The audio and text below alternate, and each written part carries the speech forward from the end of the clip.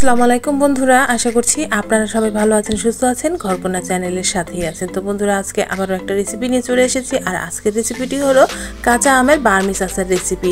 এই আচারটি খেতে কিন্তু ভীষণই মজার লাগে। তৈরি করে কিন্তু আপনারা দীর্ঘদিন সংরক্ষণ করেও রেখে দিতে পারবেন।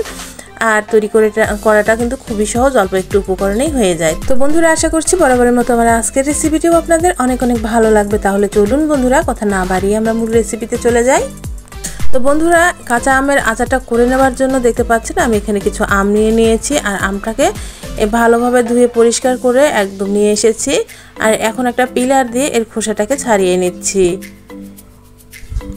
তো বন্ধুরা, এইভাবে কিন্তু আমি পুরো আমগুলোরই খোসা ছাড়িয়ে নিব। আপনারা চাইলে বটি ইউজ করেও কিন্তু এই কাজটা করে নিতে পারেন, যার যেভাবে সুবিধা হয় করে নেবেন। তো আমি এইভাবে আমের খোসাগুলো উঠিয়ে আর কি পরিষ্কার করে নিচ্ছি। তো এইভাবে আমি কিন্তু অফ ক্যামেরায় সবগুলো আম আর কি খোসা ছাড়িয়ে নিয়েছি। তো এইভাবে ছিলে নিয়েছি, একবার দেখিয়ে দিলাম। আর বাকি আর কি এই যে দেখুন, এখন এই একটা আম দেখিয়ে দিচ্ছি আপনাদেরকে কেটে নেওয়া, কারণ আমি অফ ক্যামেরায় কিন্তু সবগুলো আম কেটে ধুয়ে নিয়ে পরিষ্কার করে একদম নিয়ে এসেছি। তো দেখতে পাচ্ছেন এই যে একটা আম নিয়ে এভাবে আমি কেটে নিচ্ছি। এইভাবে মাছ বরাবর রিং করেই কেটে দিতে হবে। এইভাবে সবগুলো আমি কেটে নিয়েছি। আর এভাবে কেটে নেওয়ার চেষ্টা করবেন আপনারা, তাহলে কিন্তু দেখতে ভালো লাগবে। তো এই যে দেখুন, এখন আমের বীজটাকে এইভাবে বের করে নিচ্ছি। কতটা সহজভাবে কিন্তু আমের বীজটা বেরিয়ে আসছে। এই যে একে একে সবকটা আমি কেটে বীজ বের করে নিয়ে এসেছি, দেখতে পাচ্ছেন। আর সবগুলোকে খেয়াল করেই আর কি পরিষ্কার করে নিতে হবে বীজটা। আর বীজটা থাকলে কিন্তু খেতে ভালো লাগবে না, তেতো লাগবে। এই জন্য আর কি বীজটা খেয়াল করে বের করে নিয়ে নেবেন। তো হয়ে গেছে কিন্তু আমগুলো আমার পরিষ্কার করে নেওয়া। আর হচ্ছে এখন আমি এই আমটা একটা বড় সাইজের বোলে দিয়ে দিলাম। দেওয়ার পরে আমি এখানে 1 কাপ ভর্তি করে আর কি দিয়ে দিলাম চিনিটা চাইলে আপনারা 1.5 কাপও নিতে পারেন। তো 1/2 চামচ লবণ দিলাম আর 2 চামচ দিয়ে দিলাম ভিনেগার। আমি আর কি বোতলের সিপিটা মেপে আর কি দু সিপি মতো ভিনেগার দিয়ে দিয়েছি। তো এখন একটা চামচের সাহায্যে ভালোভাবে একটু নেড়েচেড়ে মিশিয়ে নিলাম চিনিটার সাথে। তো বন্ধুরা, এইভাবেই কিন্তু আমি 1 ঘন্টা মতো রেখে দিয়েছিলাম। 1 ঘন্টা পর দেখতে পাচ্ছেন কতটা পানি বেরিয়ে এসেছে। এখন একটা ছোট সাইজের প্যান নিয়ে নিলাম।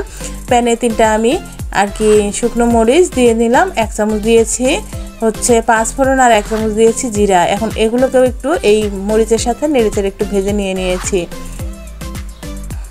নেবার পরে এখন আমি একটা পাত্রে উঠিয়ে নিলাম। আর এখন যে আমি আগে থেকেই চিনি দিয়ে রেখেছিলাম সেই আমটা দিয়ে দিলাম। এখানে 1/2 চামচ হলুদ গুঁড়ো আর 1/2 চামচ লাল লঙ্কার গুঁড়ো দিয়ে দিয়েছি। এটা দিলে কিন্তু সুন্দর একটা কালার চলে আসবে। চাইলে আপনারা আর কি এটা না দিলেও নাও দিতে পারেন, কিন্তু দিলে খুব সুন্দর একটা কালার আসবে, এর জন্যই দেয়া। তো দেখতে পাচ্ছেন বন্ধুরা, হয়ে গেছে। এগুলো আমটা আর কি অনেকটা সময় ধরে স্লো হিটে আর কি রান্না করে নিয়েছি।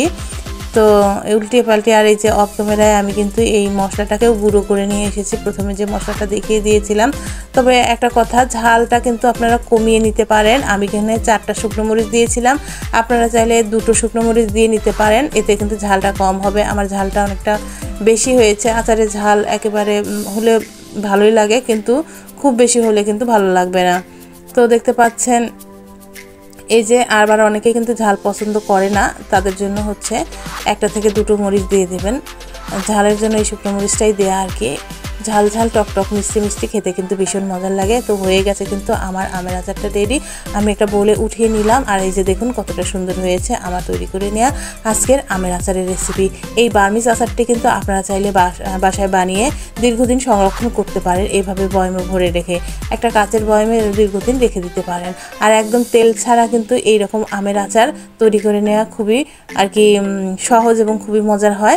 চাইলে কিন্তু আপনারা এইভাবে তেল ছাড়া বার্মিস আচারটি বানিয়ে নিতে পারবেন।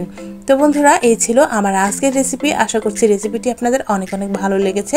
ভালো লেগে থাকলে পরে অবশ্যই এক্ষুনি একটা লাইক করে দিয়ে আমার চ্যানেলটি সাবস্ক্রাইব করে আমার চ্যানেলের পাশে থাকবার অনুরোধ রইল। ফেসবুক থেকে দেখে থাকলে প্লিজ লাইক এবং ফলো করে দেবেন। আর বেশি বেশি করে ফ্রেন্ডস অ্যান্ড ফ্যামিলির সাথে শেয়ার করে দেবার অনুরোধ রইল।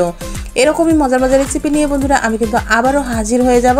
ততক্ষণ পর্যন্ত বন্ধুরা ভালো থাকবেন, সুস্থ থাকবেন, নিজের প্রতি যত্ন নেবেন, আর আমার জন্য বেশি বেশি করে দোয়া করবেন। আসসালামু আলাইকুম বন্ধুরা।